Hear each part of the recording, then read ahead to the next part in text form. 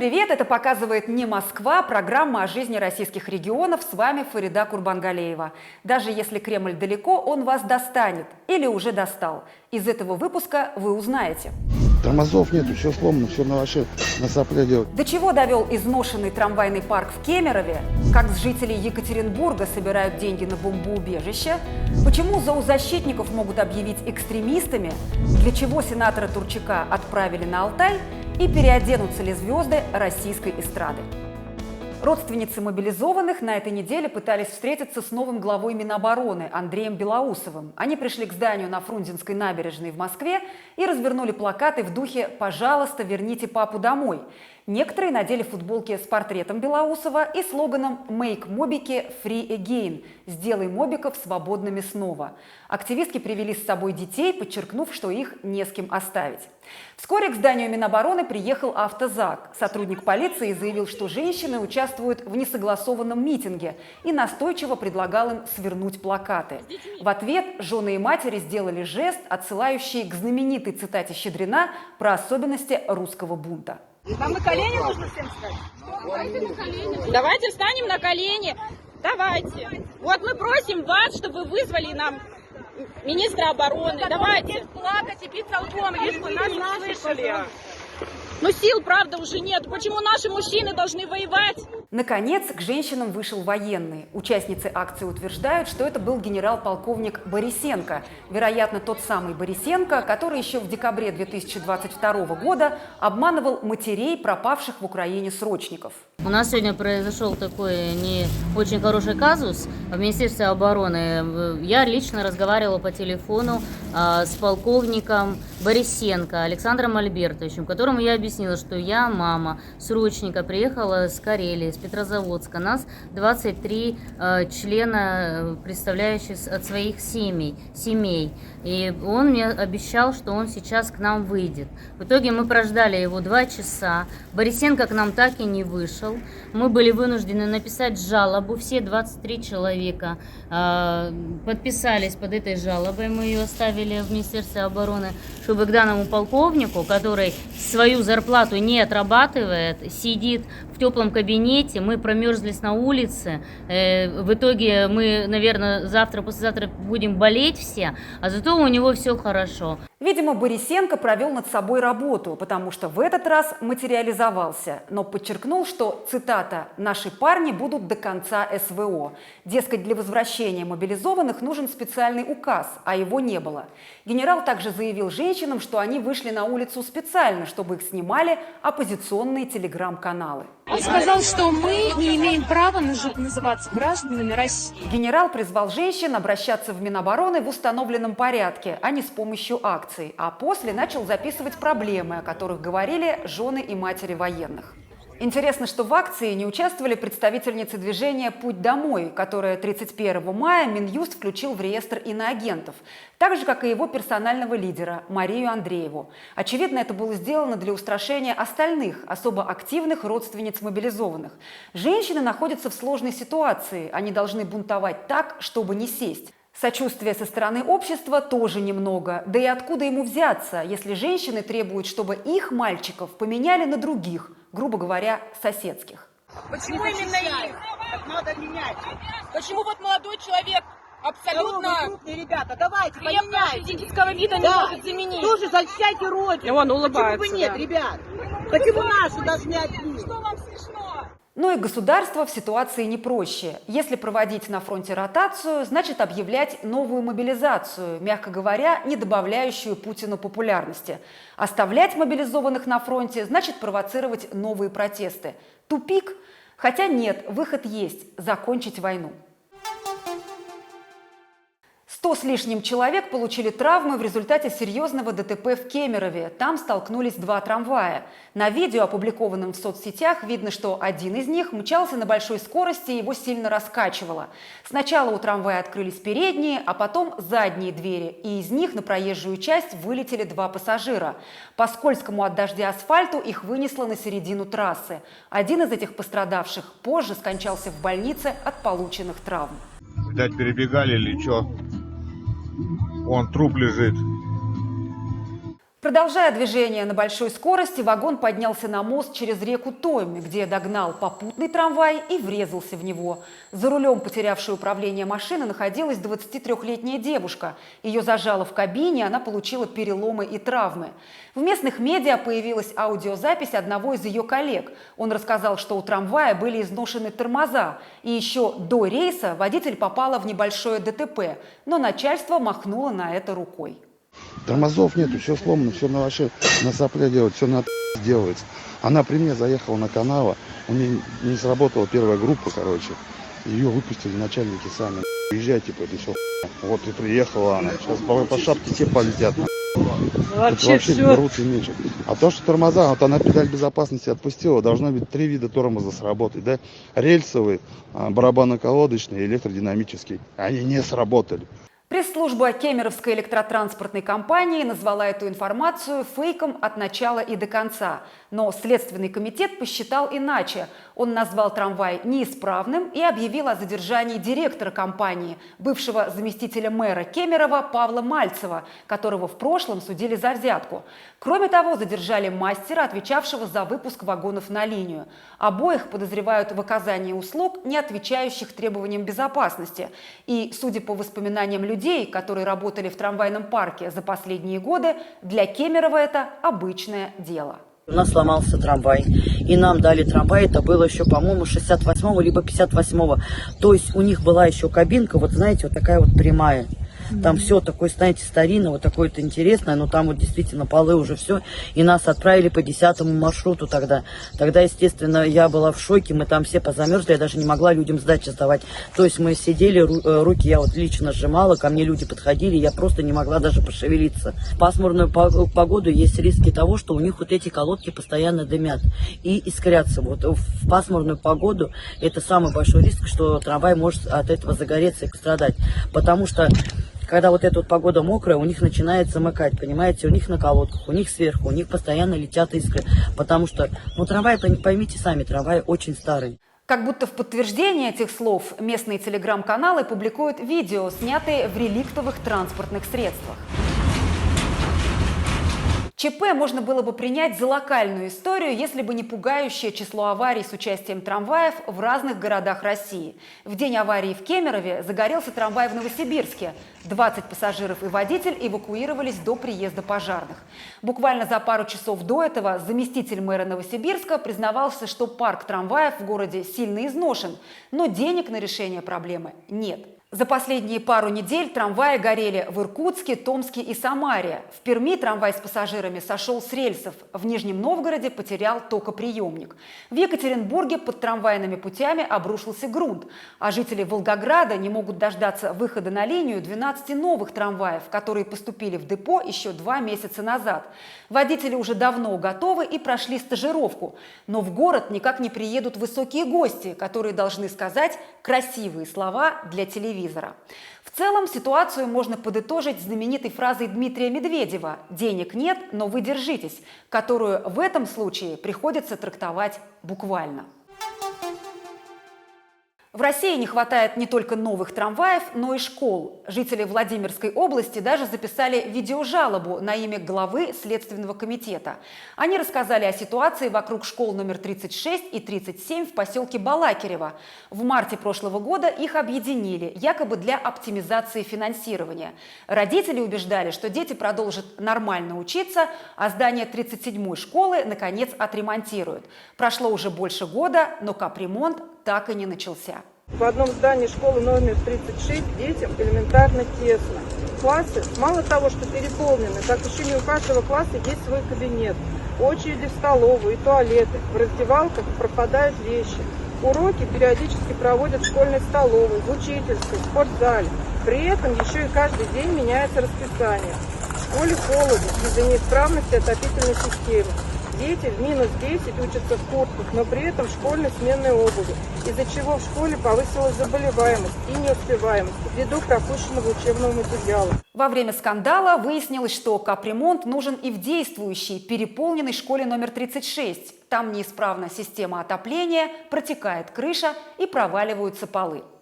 А вот у 7 тысяч семей из Ставрополя школы поблизости вообще нет никакой. На протяжении 10 лет люди умоляют чиновников о строительстве, но им приходят отписки, что финансирование не предусмотрено. Дети и родители вынуждены добираться до образовательного учреждения общественным транспортом по 40 минут. Сколько можно издеваться над детьми и родителями нашего района? Жители Олимпийского ждут школу 10 лет, остальные ЖК 6 лет. Почему в таких больших районах города школа не строится? Почему наши дети должны добираться в дальние и переполненные учениками школы? Чтобы привлечь внимание к проблеме, местные жители организовали флешмоб, выстроившись в слово «мечту».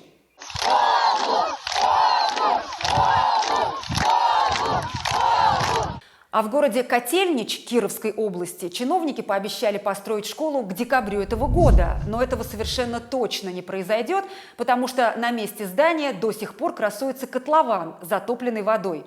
При этом болото, на котором планируется возвести школу, осушали за 200 миллионов рублей. Теперь в котловане купаются подростки, а местные жители упражняются в остроумии. А говорили, школа без бассейна будет. Бассейн готов, а школа в проекте. А зимой замерзнет и каток готов.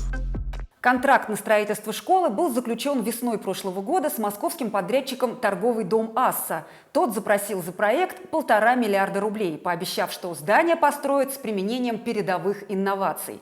Обалдевший от такой сметы губернатор Соколов от проекта отказался. Но школа-то все равно нужна. Причем, вопреки его обещаниям, на ее строительство уйдет не год, а 4 как минимум. И, как предполагают местные журналисты, освоение заложенного под школу бюджета еще даже не начиналось. На новый проект и его прохождение госэкспертизой нужен в лучшем случае год, плюс еще год на утверждение сметной документации, а это конец 2026 года. Но, увы, та болотина, на осушение которой, точнее засыпку ее песком, на что как бы потрачено 200 лимонов, ждать никого не будет. И через 2 года болото вернет свои хляби и родных ему лягушек и пиявок. А вот красноярскому губернатору построят беседку за 1 200 000 рублей. Разумеется, государственных. Источником финансирования станет краевой бюджет, а подрядчиком выступит Красноярская колония номер 17, то есть строить будут зэки. Согласно смете, малую архитектурную форму возведут из деревянного бруса. Цоколь облицуют сайдингом под камень. В беседке будет камин, стол и 7 окон. Расположится беседка в элитном микрорайоне Красноярска Сосны, где находится резиденция губернатора, а также резиденция президента России, которую он посещает, когда приезжает в регион. Для чего понадобилась беседка, на сайте госзакупок не уточняется. Тем временем, согласно исследованию финансового университета при правительстве России, в первом квартале этого года Красноярск оказался в аутсайдерах в рейтинге качества жизни. Эксперты учитывали материальное благополучие граждан, доступность недвижимости, качество медицины, экологию, состояние дорог, ЖКХ и многое другое. И, конечно, грех об этом всем не побеседовать в беседке. Новым губернатором Алтайского края станет первый вице-спикер Совета Федерации Андрей Турчак. Напомню, ранее военные из Алтая записали видео с требованием отставки теперь уже бывшего губернатора Олега Хорохорина и попросили назначить на эту должность, цитата, «патриота России и Республики Алтай». И вот вместо этого Путин отправил алтайцам очередного функционера, который с регионом никогда связан не был. Правда, побывать губернатором он уже успел. До своего назначения в Москву в 2017 году Турчак 18 лет возглавлял Псковскую область и именно оттуда ушел в столицу на повышение. Во время своего губернаторства в Пскове Турчак оказался в центре громкого скандала с избиением журналиста Олега Кашина, который едко критиковал его в соцсетях. Извиняться за свои посты Кашин отказался, после чего на него напали неизвестные, и журналист с тяжелейшими травмами попал в больницу, а обвиняемые оказались связаны с близким к семье Турчаков холдингом «Заслон». Но свою причастность к преступлению губернатор категорически отрицал. О своем новом назначении Турчак узнал по видеосвязи, хотя обычно Путин объявляет о таких решениях на личных встречах. Новость о том, что его как минимум на 4 года отправляют в небогатый и отдаленный регион, судя по выражению его лица, большого энтузиазма у него не вызвала. Но я хотел вас попросить вернуться в исполнительные органы власти и возглавить один из регионов. Регион перспективный, особенно сегодня, имея в виду бурное развитие и наши планы развития туристической области, имея в виду Республику Алтай. Можно только гадать, что же послужило причиной опалы Турчака. Возможно, близкие отношения с ныне покойным Евгением Пригожиным, а может быть конфликт с Минобороны за политический контроль над оккупированными территориями Украины. Сразу хочется попросить, чтобы Турчак не давал жителям Алтая никаких громких обещаний, а то получится, как с Харьковской областью Украины, про которую Единорос делал очень смелое заявление. Россия здесь навсегда. В этом не должно быть никаких сомнений, никакого возврата в прошлое не будет. Напомню, что через несколько месяцев после этой тирады в ноябре 2022 года российским войскам из Харьковской области пришлось убраться. В Астрахани зоозащитников предлагают законодательно приравнять к экстремистам. Депутат областной думы от «Справедливой России» Евгений Дунаев обратился к спикеру Госдумы Володину с просьбой ввести в Уголовный кодекс такие понятия, как зоорадикализм, зооэкстремизм, зоотерроризм и экотерроризм. Свое предложение депутат объяснил тем, что в декабре прошлого года, после принятия местного закона, позволяющего уничтожать бездомных животных, в регионе появились активисты, которые стали этому препятствовать. Они якобы нападают на тех, кто выступает против того, чтобы люди подкармливали уличных кошек и собак. Интересно, запишет ли Дунаев в зооэкстремисты и зоотеррористы своего коллегу, барнаульского депутата от «Справедливой России» Евгению Боровикову, которая организовала акцию против бесконтрольного убийства бездомных животных. Боровикова считает, что решать проблему нужно, создавая приюты и повышая ответственность хозяев. Федеральный закон, дающий регионам право уничтожения бездомных животных, зоозащитники называют живодерским. Принятие такого закона будет означать одно – собак начнут убивать прямо на улице лопатами или травить. Мы тоже хотим, чтобы на улицах не было бездомных животных, но для этого надо принять закон об ответственности хозяев. Какой смысл в эвтаназии, если не решен вопрос с учетом и регистрацией? Не помогут ни стерилизация, ни усыпление, если щенков и взрослых собак продолжают выкидывать. Еще одним символом человечности, противостоящей людоедству, стал памятник бездомному псу Кузьме, открытый в городе Гусь-Хрустальный Владимирской области. Собака была любимицей горожан. Но если инициативу астраханского депутата Дунаева поддержит в Госдуме, зооэкстремистом может стать любой россиянин. И тот, кто сделал пожертвование на такой памятник, и тот, кто насыпал корма уличному псу.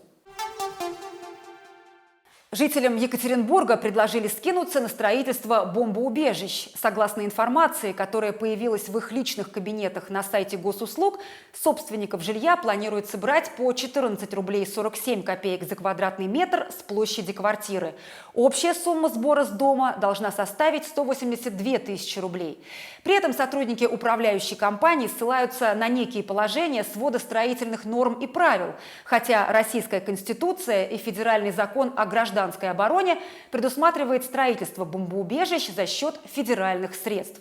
Жильцы платить отказались, не стесняясь в выражениях. Пошли они куда-то, далеко и надолго. Пусть сами делают. Идиоты. В управляющей компании тут же заявили, что собирать деньги не планировали, а просто хотели поинтересоваться мнением людей по поводу оборудования укрытий. Ну мало ли, возникнет чрезвычайная ситуация, тем более война на дворе. Для белгородцев тема бомбоубежищ актуальна уже давно, ведь Белгород бомбят с декабря прошлого года. Но за это время власти так и не сумели обеспечить город достаточным количеством укрытий. И горожане жалуются, что во время обстрелов им негде прятаться. На этой неделе во время очередной тревоги мест в укрытиях не хватило тем, кто оказался в Центральном парке. Мэрия сообщила, что в ближайшее время установят еще 56 бетонных конструкций. Но то, укрытие находится где-то рядом, еще не означает, что ты в него попадешь. В одной из белгородских многоэтажек старшая по подъезду не пустила в подвал детей. Она объяснила это тем, что не могла открыть подвальную дверь, что неправда. Судя по кадрам уличной видеокамеры, дверь в подвал была открыта, и туда спокойно прошли пожилые женщины. Жители возмутились и потребовали наказать пенсионерку за оставление детей в опасности, хотя белгородские дети находятся в ней круглосуточно. И не из-за бабушки, а из-за дедушки, развязавшего войну с соседней страной. В Иркутской области тоже озаботились обороной от врага, правда идеологической. В начале мая жилец одной из многоэтажек в городе Усолье-Сибирское пожаловался, что фасад его дома покрасили в цвета украинского флага и потребовал, чтобы их поменяли. Городские власти поинтересовались мнением других жильцов дома, и большинство из них против комбинации желтого и синего ничего не имело. В итоге во дворе провели что-то вроде собрания.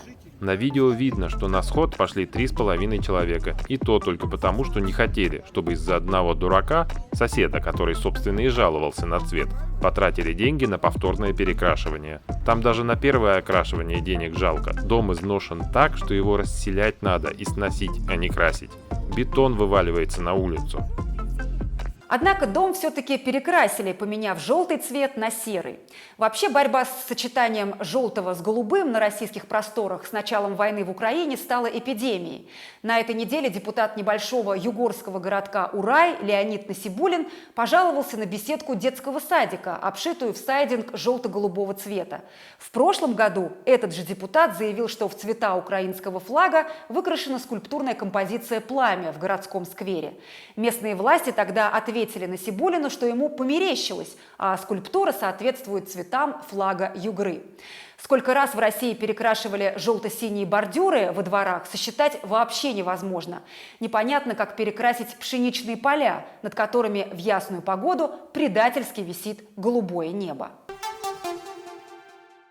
Российским артистам, возможно, придется соблюдать дресс-код. Причиной стал откровенный наряд певицы Ольги Бузовой, которая выступила в Уфе на фестивале по случаю Дня защиты детей. Ее кожаное боди сначала возмутило депутата башкирского парламента Рустема Ахмадинурова, а потом Екатерину Мизулину. Главе Лиги безопасного интернета образ Бузовой напомнил знаменитую голую вечеринку. Мы как будто живем в двух параллельных мирах. С одной стороны идет СВО и гражданская война на Украине, гибнут люди. С другой, часть общества продолжает жить в каком-то другом мире и продвигать те ценности, которые уходят в прошлое. Вся страна уже давно живет иначе. Мы изменились. Надо сказать, что и сама Мизулина далеко не всегда выглядит адекватно, даже будучи вроде бы прилично одетой. У меня сегодня половину дня ничего не ловит. И WhatsApp, и Телега, и YouTube, все с какими-то перебоями работает. Но я вам скажу, что я в некотором смысле этому даже рада, потому что иногда нам такой цифровой детокс просто необходим в этом информационном шуме, в котором мы все с вами живем. Как бы то ни было, депутат Госдумы от КПРФ Ирина Филатова обратилась к министру культуры с просьбой ввести для артистов обязательные требования к стилю одежды. И тоже вспомнила декабрьское пати, которое так возмутило патриотов. Все-таки в декабре 23-го мероприятие проходило в закрытом клубе, куда пускали только по приглашениям и только взрослых людей. Сегодня ситуация совсем другая. Бузова выступила на большом мероприятии в День защиты детей, осмотрелась как порнозвезда или стриптизерша. Сама Бузова поспешила извиниться. В принципе, других грехов, кроме скачков по сцене в нижнем белье, за ней замечено не было.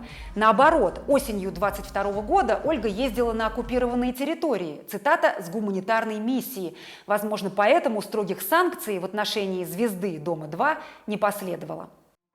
Мы с командой приносим извинения, если мой наряд выглядел оскорбительно. Я всегда несу любовь и добро. Живу и работаю во благо Родины, и все это знают. Это главные ценности для меня и для моих людей. Не ищите зло там, где его нет. Вообще, готовность российских артистов каждый раз оправдываться и извиняться, когда им указывают на недостаточную патриотичность, конечно, восхищает. Хоть бы один сказал: идите к черту, как хочу, так и живу. Поэтому можно не сомневаться, если для них действительно введут дресс-код, они мигом переоденутся, хоть в никабы. Но надо понимать, что и переобуются махом, как только главный блюститель нравственности переедет из Кремля на Новодевичье. Журналисты «Не Москвы» регулярно разговаривают на городских улицах с прохожими. На этот раз мы им поинтересовались, кого из правителей России следовало бы судить и за что. Небольшой фрагмент этого опроса показал, что на самом деле нет никакого глубинного народа, а есть очень разные люди. Да, большинство запугано, и голову им заменил телевизор, но есть и исключения. Всех. Ничего хорошего никто ничего не сделал. А Сталин что хорошего сделал? Он сколько тоже людей-то угробил. Сначала он целовался, с этим, как его, да, Гитлер. Сначала он с ним обнимался, целовался, а потом началась война. Сколько людей он угробил. Брежнев пил, алкаш. Что он может сделать? А кто нам сделал? Сейчас войну развязали. Зачем? Кому она нужна? Мне лично нет. Я не хочу, чтобы мой сын погиб. Я не для того его рожала. Вот мальчишка у нас пришел без ног. Пошел просить хоть какую-то помощь. И его на коляске, пнули его с коляски, он упал с этого. Ну за что он тогда ходил воевать-то? Какую эту-то он защищал? Какую родину? На нас никто не нападал. А что говорить про Сталина? И так же все думают, все боятся говорить. Я не боюсь. Отбирать у меня нечего. Посадить в тюрьму? Ну, отсижу, что сделаешь. Я уж старая. Видно, что у этой женщины все в порядке и с головой, и с совестью. Но по понятным причинам, на всякий случай, ее лицо мы решили закрыть. В списке иноагентов на этой неделе оказался японский писатель Юкио Мисима, умерший 54 года назад. В воронежском магазине «Читай город» его романы «Золотой храм» и «Маска исповеди» пометили иноагентской плашкой. Видимо, решили перестраховаться, потому что произведение Мисимы переводил иноагент Борис Акунин, включенный также в перечень террористов и экстремистов. Мисима – один из самых известных японских писателей 20 века. Он трижды номинировался на Нобелевскую премию, а в 1970 году, после предпринятой им неудачной попытки госпереворота, совершил ритуальное самоубийство – сэппуку. Сюжет о том, как живой Акунин поделился статусом врага народа с покойным собратом по перу, конечно, совершенно литературный. Беда в том, что этот текст мы с вами не просто читаем, мы в нем живем. Это показывала не Москва, а программа о жизни российских регионов. Новую подборку самых важных и актуальных событий мы представим через неделю, потому что даже если Кремль далеко, он вас достанет или уже достал. С вами была Фарида Курбангалеева. Берегите себя.